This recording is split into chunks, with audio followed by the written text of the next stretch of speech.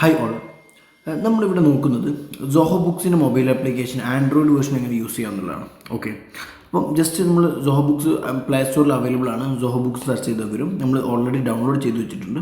അപ്പോൾ നമ്മൾ Zoho books open ചെയ്യുന്നു. സോഹോ ബുക്സ് ഓപ്പൺ ചെയ്ത് കഴിഞ്ഞാൽ ഫസ്റ്റ് നമ്മൾ കാണുന്നത് ഒരു ഡാഷ്ബോർഡാണ്.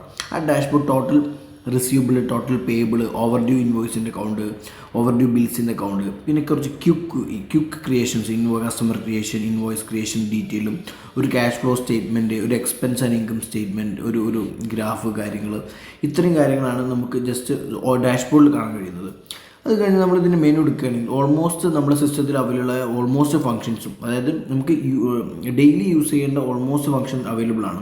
നമുക്ക് ഐറ്റം ക്രിയേറ്റ് ചെയ്യാൻ പറ്റും, inventory adjustment, banking module available ആണ്, ഡിഫറെൻറ്റ് ബാങ്ക് അക്കൗണ്ട്, നമ്മൾ different accounts, petty cash account track ചെയ്യാൻ പറ്റും. അതുപോലെ തന്നെ സെയിൽസിൽ കസ്റ്റമർ ക്രിയേറ്റ് ചെയ്യാം. അത് നമുക്ക് വേണമെങ്കിൽ കൊട്ടേഷൻ ക്രിയേറ്റ് ചെയ്യാം, സെയിൽസ് ഓർഡർ ക്രിയേറ്റ് ചെയ്യാം, delivery challan, invoice, payment receive, അങ്ങനത്തെ കാര്യങ്ങളൊക്കെ സെറ്റ് ചെയ്യാൻ പറ്റും. പർച്ചേസിലാണെങ്കിൽ പർച്ചേസ് വെൻഡേഴ്സിന് ക്രിയേറ്റ് ചെയ്യാം, expense, bills, account payable create ചെയ്യാൻ പറ്റും. ഇനി ഇതിൻ്റെ ബില്ല് ഫീച്ചേഴ്സും അതുപോലെ പ്രൊജക്റ്റ് അക്കൗണ്ടിങ്ങിൻ്റെ ടൈം ട്രാക്കിംഗ് ഫീച്ചറും അവൈലബിൾ ആണ്.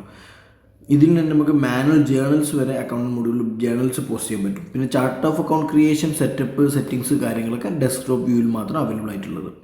ഇനി ഇതിൻ്റെ റിപ്പോർട്ട് ലെവലിലോട്ട് പോകുമ്പോൾ നമുക്ക് ഇൻസ്റ്റൻ്റ് ആയിട്ട് balance sheet, profit and loss, cash flow statement, sales by customer, item invoice, അങ്ങനെ മേജർ ആയിട്ടുള്ള മെയിൻ ഡീറ്റെയിൽസും കാര്യങ്ങളും, റിസീവബിളാണെങ്കിൽ കസ്റ്റമർ ഏജിങ് റിപ്പോർട്ടും, പേയ്മെൻറ്റ് റിസീവ്ഡ് സമ്മറിയും കാര്യങ്ങളും വരുന്നുണ്ട്. അപ്പം ഇതിൻ്റെ P&L ഇപ്പോൾ ഓരോ റിപ്പോർട്ടാണെങ്കിലും നമുക്ക് ഏത് ടുഡേ P&L ആണെന്ന് നമുക്ക് ജസ്റ്റ് P&L എടുത്തിട്ട് 2 റിപ്പോർട്ട് കൊടുത്തു കഴിഞ്ഞാൽ നമുക്ക് ടുഡേ P&L കിട്ടും.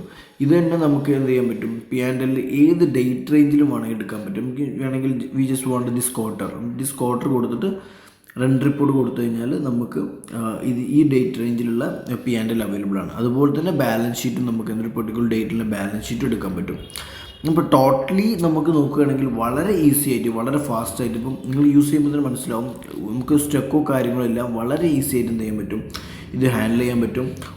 ജസ്റ്റ് ഒരു ഇൻവോയ്സോ കാര്യങ്ങൾ നമ്മൾ ക്രിയേറ്റ് ചെയ്യുകയാണെങ്കിൽ നമുക്ക് എന്ത് ചെയ്യാൻ പറ്റും, അത് വാട്സപ്പ് ത്രൂ അയക്കാൻ പറ്റും. ഇപ്പം ഞാനിപ്പോൾ ഒരു ഇൻവോയ്സ് എടുത്തു, ഈ ഇൻവോയ്സ് കാണുന്നു, ഇൻവോയ്സ് ഓപ്പൺ ആക്കി നമുക്കിത് എന്ത് ചെയ്യാം, വാട്സപ്പ് ത്രൂ സെൻഡ് ചെയ്യാനും പറ്റും. അപ്പം ഇത്രയും ഡീറ്റെയിൽഡ് ആയിട്ട് വളരെ യൂസർ ഫ്രണ്ട്ലി ആയിട്ടുള്ള ഫീച്ചേഴ്സാണ് സോഹോ ബുക്സിൻ്റെ ആൻഡ്രോയിഡ് വേർഷൻ്റെ ഒരു ഓവറോൾ ഐഡിയ ആണ് ഇപ്പോൾ നമ്മൾ കാണിച്ചത്. Okay, thank you.